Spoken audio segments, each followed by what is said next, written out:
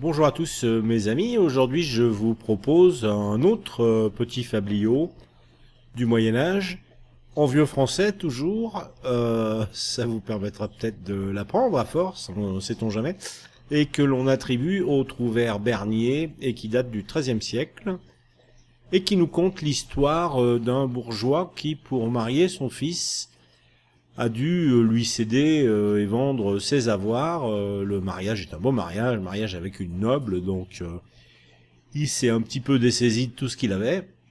Et il vit depuis chez la belle famille, quoi, chez son fils et sa belle-fille surtout.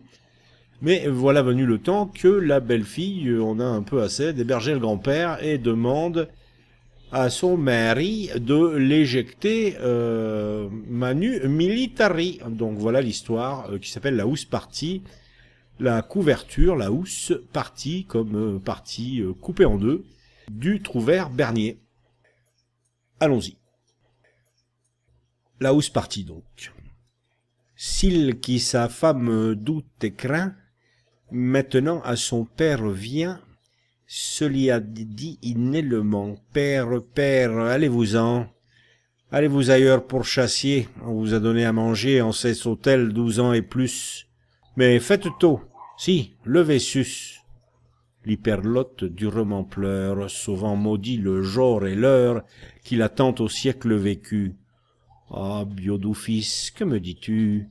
Pour Dieu, y tant d'honneur me porte, que si me laisses à ta porte, je me girai en poids de leu, je ne te quierne point ne feu, ne coûte point ne tapis, mais la force, sous ces lapins-lits, me fait bailler un pouls d'estrin.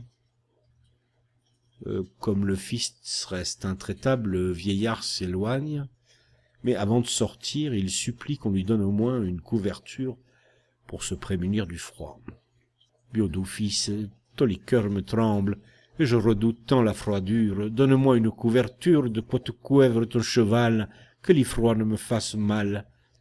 S'il qu'il s'en met à décombrer, voit que ne s'en peut délivrer, sauf qu'une chose ne l'y baille. Pour ce qui le veut qu'il s'en aille, commande son fils qu'il l'y botte. Quand on le huche, l'enfesse saute. Que vous plaisir, dit l'enfant. Bio fils, fait-il, je te commande, si tu trouves le table ouverte, donne mon père la couverte qui est sus mon cheval Morel. L'enfant descend à l'écurie, trouve la couverture, la coupe en deux, et en rapporte la moitié au père, irrité, qui lui demande « Mais pourquoi l'as-tu coupé? Donne-lui au moins les deux parts. » Non ferait, dit l'enfant sans doute. De quoi seriez-vous payé? Je vous en estuie la moitié, que j'ai de moi n'en havrais plus. Si j'en puis venir au-dessus, je vous partirai autre-ci, comme vous avez lui parti. Si comme il vous donne à l'avoir, tout aussi je le veuille avoir, que j'ai de moi n'en porterai, fort que tant comme vous l'y donnerez. Si le laissiez mourir chétif, si ferais-je vos ce je vif. L'hyperlotte par fond soupire, il se repense et se remire. Aux paroles que l'enfant dit, l'hyper grand exemple prit. Vers son père tourna sa chair. Père, fait-il, tournez arrière.